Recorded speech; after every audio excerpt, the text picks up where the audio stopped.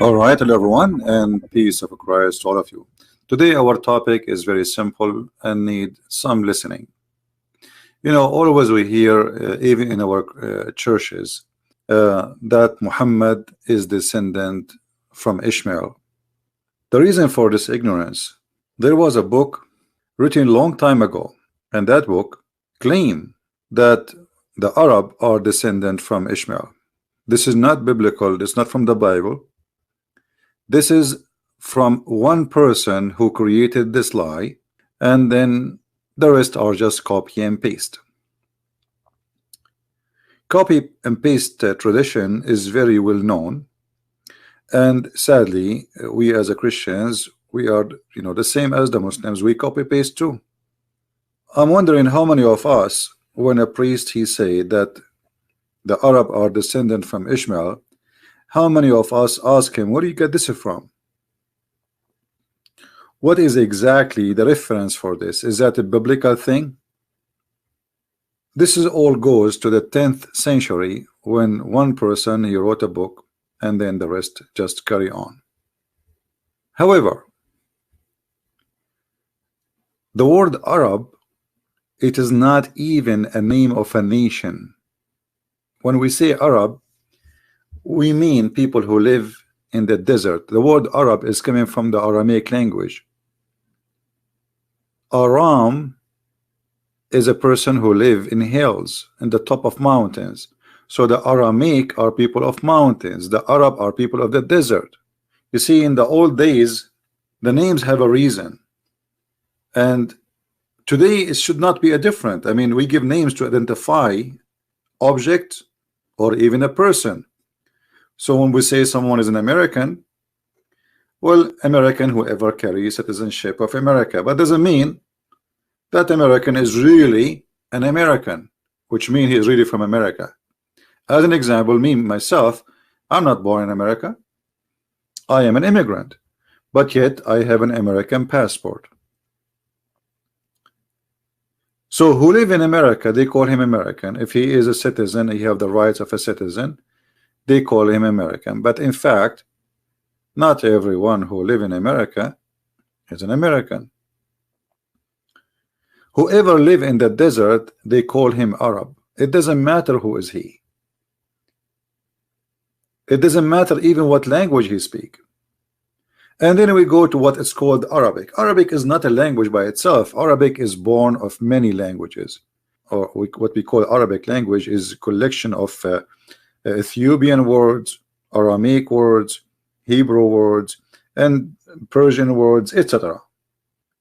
And those many languages they merge together, and then they made a new language. But the fact it is not really new. It's just using the old, and as everywhere, the local they have their own dialect. If you notice, when Muhammad he was speaking about Allah sending him the Quran, and Muhammad, in order to cover himself, he cannot recite the old verse twice correctly. So he come with this new lie saying that Allah he sent him the Quran in 7 letters. If you ask a Muslim or Muhammadan, he will say to you, the 7 letters are 7 dialect. And you will notice here that Muhammad he used the number 7. And there is no way the Arab they have 7 dialect, which mean the Arab in the desert they have thousands of dialect. What 7 dialects? Actually, if you go right now in the Middle East, you will find that every city have its own dialect, and not only every city, it can be even every territory of the city, it speak differently from the other side of the city. So those are not one nation. Those Bedouin, they are from many different places, and I believe that there's a huge influence, or let us say inheritance, of people who they are coming from India or Pakistan today into the Middle East. If you look at the pictures as an example, this is the Prince of Qatar today, the one who is ruling Qatar. If I say to you this guy from Pakistan, you will believe me, right? Is that correct? Actually, he look 100% Pakistani. This is his father. He is a Pakistani, isn't he? Now, if we go and look at the map, you will find that those, Pakistan is really close to us. It's just a few hours by ship, and you will be in Pakistan. And that explains a lot about all the ritual practice which happened around the Kaaba. Around the Kaaba, people did dress like Hindu. They have a sheet. They show one shoulder. They shave their head. They wear a sandal. They have a black stone, and they go around it. You understand me? Arab is whoever live in the desert, they call him Arab. And the one who gave them the name is the Aramaic. If the Aramaic now exists in America, and you live in Arizona, they will call you Arab. You live in Las Vegas, they will call you Arab. All right? However, this is not really our topic, but just to give you an idea, little bit about what we will talk about. The problem is, because of the copy-paste method, the Christians, they start carrying words and they spread it even through those who they are ministers and priests. I found this is online. A Muslim guy, he made this. Descendant of Abraham. Adam, Noah, Abraham, and then Isaac, Ishmael. And then he put on the side religion date. Hinduism, Moses, the Torah, Jesus Christ. And suddenly he made a line all the way from Ishmael to Muhammad. But you see, you will not find anywhere in the Quran where it says that Muhammad is coming from Ishmael. I mean, how that is missing in the Quran? You know what I mean? Like, who is a Muslim want to show me one verse in the Quran that says Muhammad is from Ishmael? How come in the Quran give us details? Jesus is the son of Mary. Ishmael is the son of Abraham. Jacob is the son of Abraham. But where is Muhammad, the descendant of Abraham? Where in the Quran it says that? And here we need to ask ourselves a very simple question. If the Quran, the book of Muhammad itself, never says so, so how the Muslims, they come to this idea that Muhammad is from Abraham, or he is from Ishmael? You see, even the Quran mentioned to us details. Abraham have a children's, and those details are coming starting from the Bible, not from Muhammad. Muhammad, he have no idea.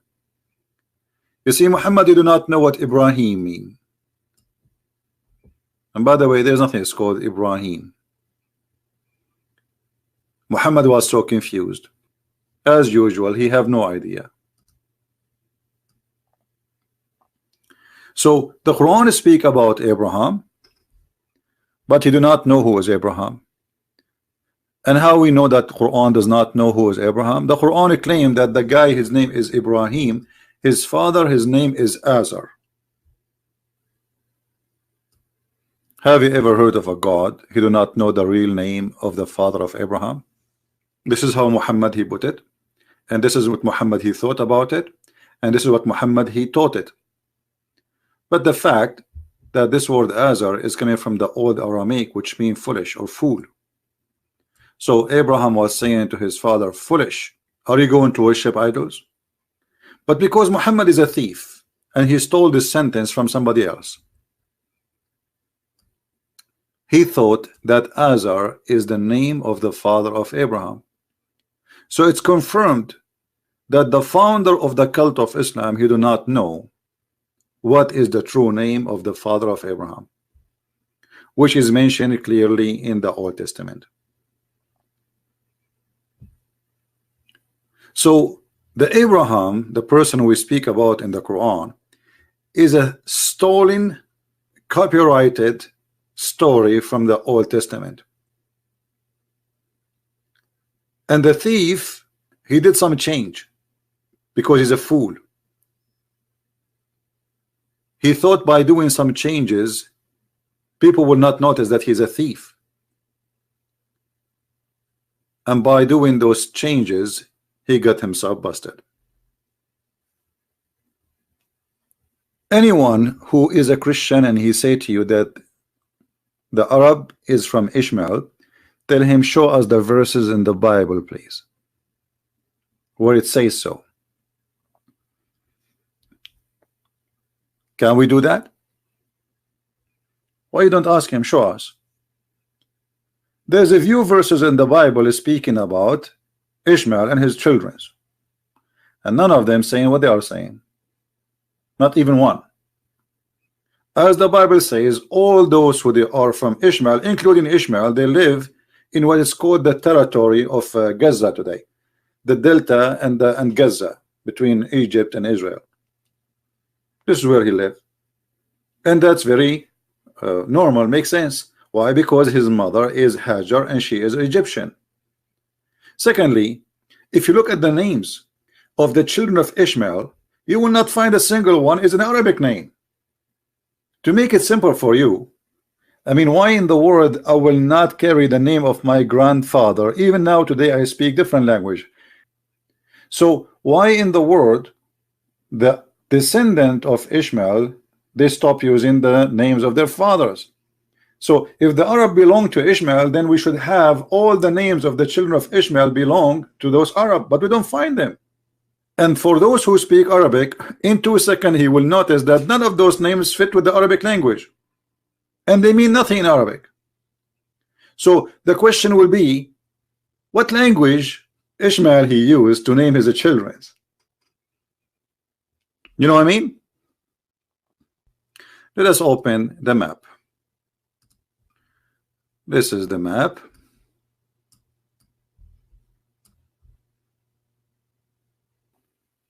So now, you know, if you go and study the Bible carefully, you will find that the children of Ishmael, all of them, they came and live in this territory. Let us draw a line so people can see with us what we are talking about. We can say, generally speaking, that they live in this area.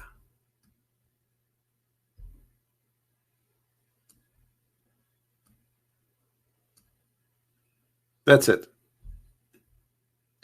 They did not go anywhere, and obviously the mother Hajar herself, she is from there. This is why she came back to where they belong. Abraham, he sent his wife, he said to her, you are free to go anywhere you want, and she went out with her son. And it's very normal for a woman to go back where she is coming from, and she is an Egyptian, and the Bible says that clearly. And this is Egypt here. This is the border of Egypt. Cairo is less than maybe 200 miles away. People who live in the desert here are called Arab for a very simple reason, because the word Arab means desert. Any desert, anyone who live in the desert, he is Arab. So if you live in the desert of Syria, in this area, or Iraq, you are Arab.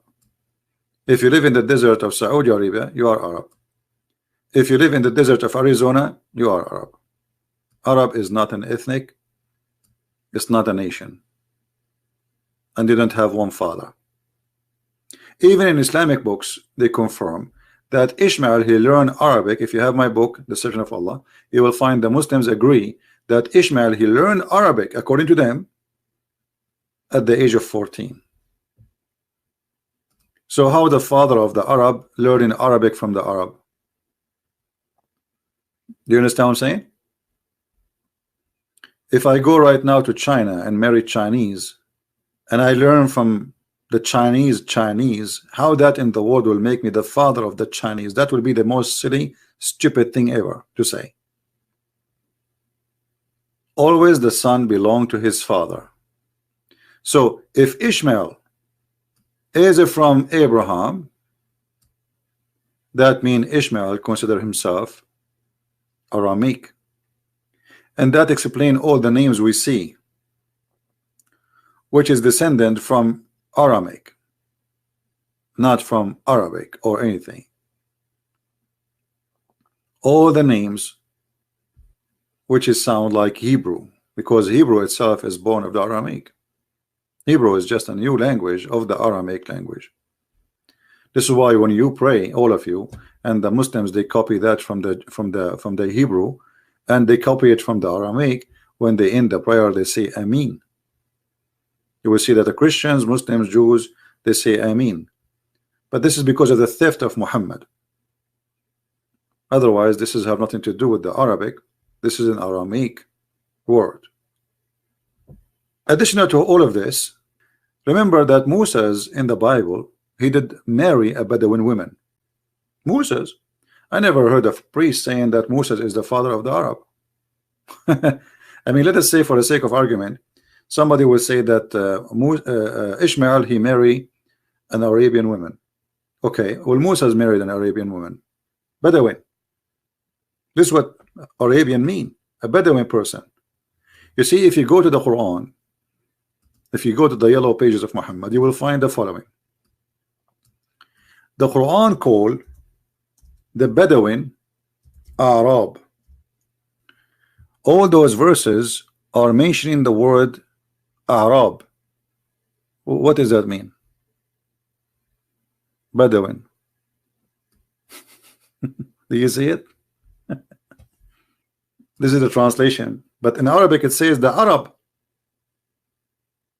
In the translation is coming as the Bedouin, because this is true. This is what it is. Those who live in the desert. You know what I mean? Same as the word Bedouin. This is an Aramaic. Bedu.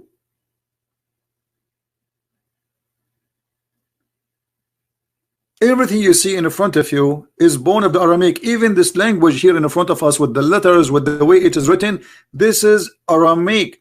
This is, you know, like the font changed, etc. But it's still, it's in the origin of it. It's Aramaic.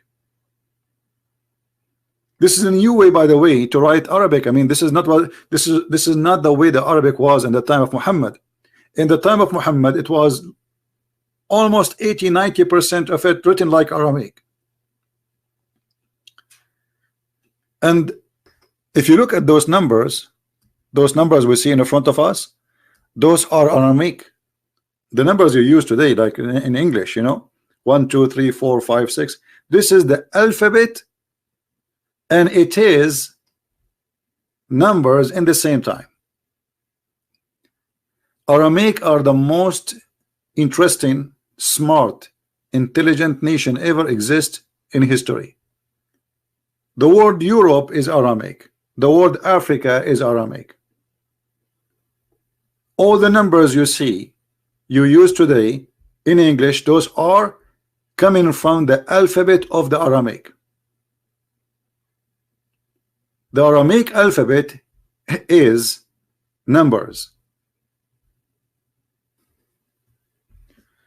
Maybe not too much clear, but you see, the alphabet you are using today, the numbers you are using today are the alphabet of the Aramaic.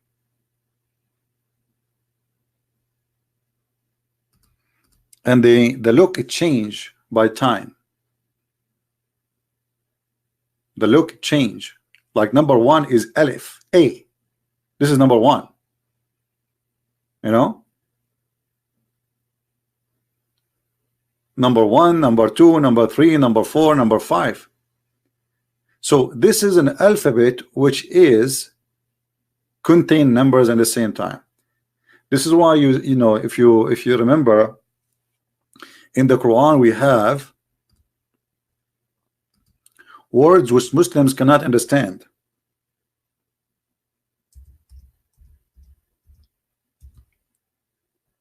Kahayas, chapter 19, verse number 1. If you ask Muslims what this is mean, kaf, ha, ya, ain, sad. In fact, it doesn't say that in the Quran. It doesn't say kaf, ha, ya. That's silly.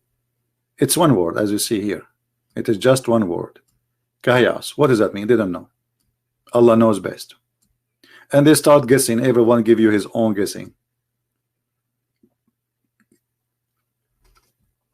Kahayas simply is collection of Aramaic numbers, which is alphabet, which is equal to numbers, which will give you a sentence. I mentioned to you before that Kahayas is a biblical sentence. Here you see those are the Arabic alphabet, which is born of the Aramaic. Letter A is equal to 1, letter B equal to 2, etc. So from the letter 1 to the letter 10, yeah, the numbers are equal to its position by order. So letter A is equal to 1, letter B is equal to 2, letter G is equal to 3, etc. And then the last letter in the number 10, the letter number 10, yeah, is equal to 10. Then right there after that, the letter number 11 will be double of the previous number before it. So letter number K or K is equal to 20, which means we add just 10 to every number to follow. So now L is equal to 30, M is equal to 40, etc. until we arrive to the letter number 20. And then the number will be double to the previous. You know what I mean? So this is the letter here. You will notice here right away it says 100. Qa is equal to 100. Letter after it is equal to 200. Letter after it is equal to 300, etc. until we arrive to 1000. Okay, what does that mean exactly? If we go back to Kahayas, we can take those numbers and we will see what they are equal for. This is letter Ka equal to 20. Now where is the letter Ha? Letter Ha is number 5. Where is the letter Ya? Is equal to 10. Where is the letter A? Is equal to 70. And then the last letter is Sod or Sa. All right, and this is Sa. So if we calculate those letters together, the total will be a number which is equal to the sentence, which is saying, actually let us show it to you in the screen so you can understand it better. I will put the letters next to each other.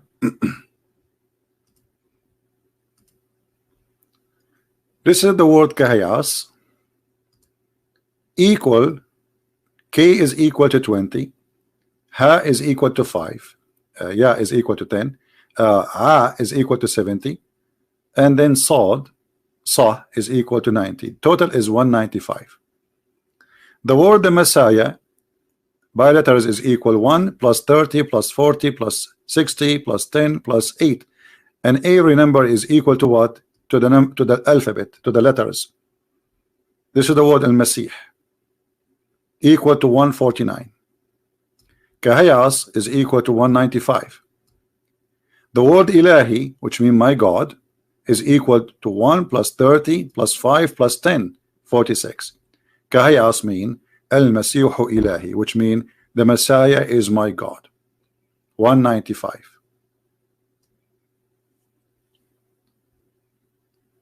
Muhammad is a thief. He stole that word. He do not know what it does mean, and not a single Muslim can tell you what this word mean, because simply it is not a word. It's a coding. The Aramaic, they used to use coding, especially after Christianity spread between them. So the Roman, they start discriminating. Anyone who follow Christianity will be killed. So if somebody want to say to somebody, the Messiah is my God, he will say Kahayas. The Roman, if he speak Aramaic, still he will not know what he's saying. What does that mean? And there is something very important we need to remember about this Kahayas. Where we find the word Kahayas, anyone remember? Just to show you that this is about the Messiah. It's very clear. If we go to Kahayas, you will find that this is in the chapter of Mary. Is it?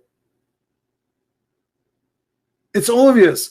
It is in the chapter speaking about Maryam. The first verse in the chapter of Maryam, it says, the Messiah is my God.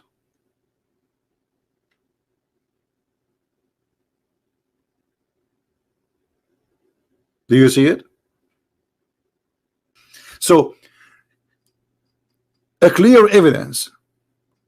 Actually, everything in front of us is making it clear that this is about the religion of the Jews, and this is about the belief of the Jews, and this is about the God of the Jews. I told you 1,000,000 times that the names in the Quran, all of it belong to the God of the Jews.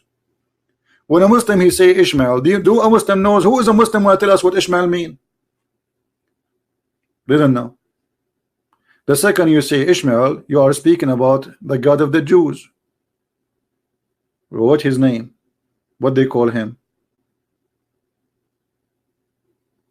All those names belong to the God of the Jews, the God of Moses. When you say Israel, Israel, Ishmael, even Abraham, Zechariah, all of those names are summaries of the God of the Jews. So every single page in this Quran proving to us that Muhammad is a thief and he stole names from the Bible. He do not know what they mean. No, I'm talking about names which are in the Quran, not different names. And this is what happened here. Kahiyas, Muhammad, he took it, you do not know what it means. You go to interpretation, every Muslim he give you his own. They start like predicting. Maybe ka mean kebab. They don't know. They have no idea. Because this religion is a theft. Now there is something very important too. Do you know what Jesus said even to the Jews who they are real descendant from Abraham? Anyone remember? Just to show you how we as a Christians, we are not really studying very well. We are not giving our book the time which deserve to learn from it. If we go to the book of John, the Bible according to our beloved disciple John,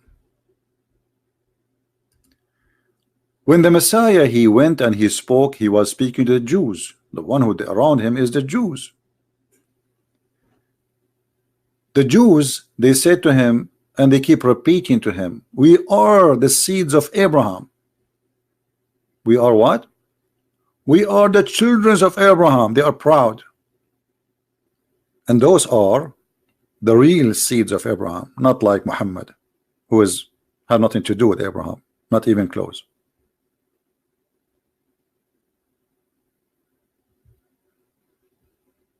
They said to him, are you greater than our father Abraham, who died, and the prophets who have died? Because the Messiah he said, whoever keeps my words shall never see death. Who are you making yourself? Yeshua said to them, if I glorify myself, my glory is nothing. It is my Father who glorify me. He of whom you say he is our God, and you do not know him, but I know him. And if I had said that I do not know him, I myself would have been a liar like you. But I do know him, and I keep his words. Abraham your father desired to see my day, and he saw it, and he rejoiced. The Jews, they were saying to him, you are not 50 years old, and you have seen Abraham? Yeshua said to them, timeless truth I speak to you, before Abraham I am exist. I am the living God. So when somebody says I am Abrahamic, what does that mean exactly? Based on the verse we are showing you. Anyone can help me? It's believe in Jesus, exactly. To be Abrahamic is to be as Abraham. He rejoiced when he saw the day of Jesus. is not just someone, he is descendant from Abraham. Jesus said to them, well, if you are from Abraham, then do the work of your father. They answered, they said to him, Abraham is our father. Yeshua, he said to them, if you were children of Abraham, you would have been doing the work of Abraham. And what Abraham he did? He rejoiced by seeing Jesus. Do you understand? So this is the biblical teaching about the seeds of Abraham. The seed of Abraham is not somebody is born of Abraham, is somebody believe in the God of Abraham, which is the Messiah, the Jesus the Christ. And who is the one who's saying that? This is the Messiah himself. This is the Messiah, the Lord himself. He says to the Jews who they are really from the seeds of Abraham. They are not making it out. They are not fabricating. They are not lying. They are saying, yes, Abraham is our father. He is our great father. And yet Jesus saying to them, well, if you are of Abraham, then you do the work of Abraham. Obviously you are not. So according to the Messiah, the one who considered to be from Abraham is the one who rejoice for the name of the Messiah, as he said here, Abraham your father desired to see me, to see my day, and he saw it and he rejoiced, which means he worshiped Jesus, he prayed to Jesus, and he accepted the Messiah as God. Do you see it? Which means even if somebody he is from descendant of Abraham in real, still he is not Abrahamic. Because to be Abrahamic is to be Christian, not to be descendant from Abraham by seeds. And if the Messiah himself did not accept the Jews to be calling himself Abrahamic, I mean, who else can claim to be Abrahamic? And from this we understand that Abraham was a Christian. Correct? Abraham, he is a Christian. He is not Abrahamic. He is just a Christian like us. What Abrahamic mean? Following, believing in the same God of Abraham. Well, this is the God of Abraham, the Messiah. Abraham, your father, he desired to see my day.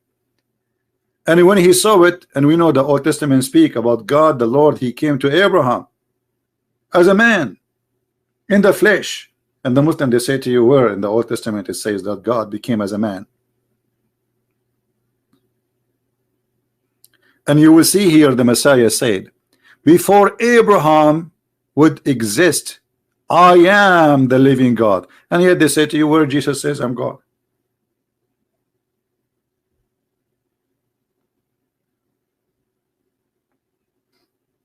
I hope we learn today something very important, that Abrahamic is those who they are Christians, not even the Jews who refuse Jesus. Do we understand? For Abraham himself is a Christian.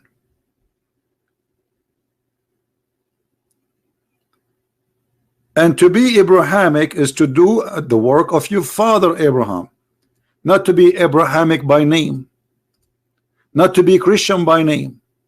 This is why the Lord, he said, many they will say to me, Lord, Lord. And then he will say to them, depart from me, I do not know you. Go away. Who are you? Not everyone says to me, Lord, Lord, will enter the kingdom of my Father, but the one who do his will. So you call yourself Abrahamic, you call yourself a Christian, you call yourself worshiping the true God, call yourself whatever you want. From their fruits, you will know them. That is the truth, my friend. Did Muhammad do the work of Abraham? Did Muhammad teach the teaching of Abraham? Let us make it clear that the Bible is more than just a book. You see, the Messiah, he said, you want to kill me because you cannot comprehend my words.